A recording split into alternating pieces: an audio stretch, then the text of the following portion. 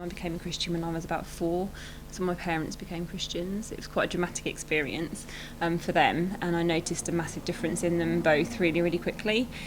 So because of that, I've been going to church pretty much all of my life, and obviously had communion like literally dozens and dozens of times.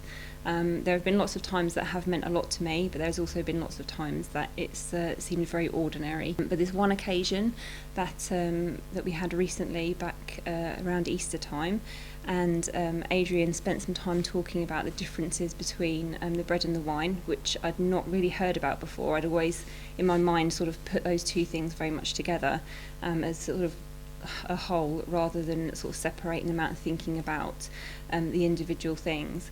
We'd had a really good time together during sort of the communion sort of build up, if you like, and it was a time when we really felt that the Spirit was kind of really moving, and the presence of God was very sort of tangible.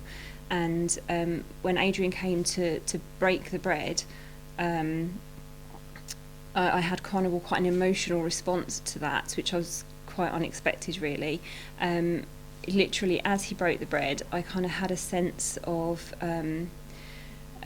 my part in that, in the crucifixion story, if you like. That it was a kind of a sense of almost dread of my contribution to that. I don't know if you've ever had that sensation where you say something or do something and moments later you wish you could take it back, and that kind of feeling that you have that comes with that. It was a bit like that, really, and sort of sensation of knowing that I couldn't take those things back, and I felt very kind of close to the whole crucifixion story, if you like. I always put myself very much in the place of an onlooker, sort of almost acknowledging my guilt from a distance. But this was an occasion where I felt the devastation of my own sin.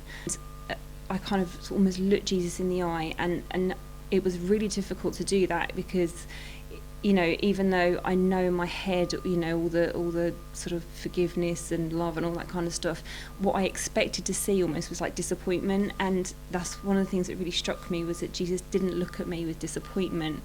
He looked at me honestly, knowing who I was, knowing that I wasn't capable of salvaging this situation or saving myself, but that actually he was going to do that for me. I think really the sort of the biggest point that I took from it was that kind of sense of dread and hopelessness that my sin caused, and actually knowing that there was nothing I could do to make it right. Whether it's big things or little things, actually they're all devastating in terms of our sin and how that affects what Jesus had to do.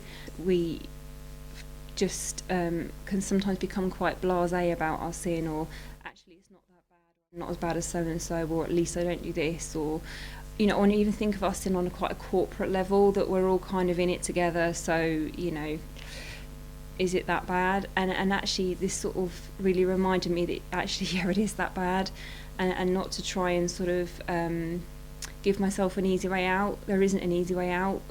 Actually Jesus has got to die because of what I've done, and it kind of just really brought that home to me, I guess. I was involved in the Good Friday production early this year, and on the Friday evening, my mum and my 9-year-old son came to watch, which was very nice. Obviously went through the production, and those that saw it know how powerful it was. At the end of the production, I took my mum and my son back home, and I was driving home, and my son was very quiet, which is very rare for a 9-year-old boy. I was talking to my mum about how she felt about the production. Did she like it? Was it interesting?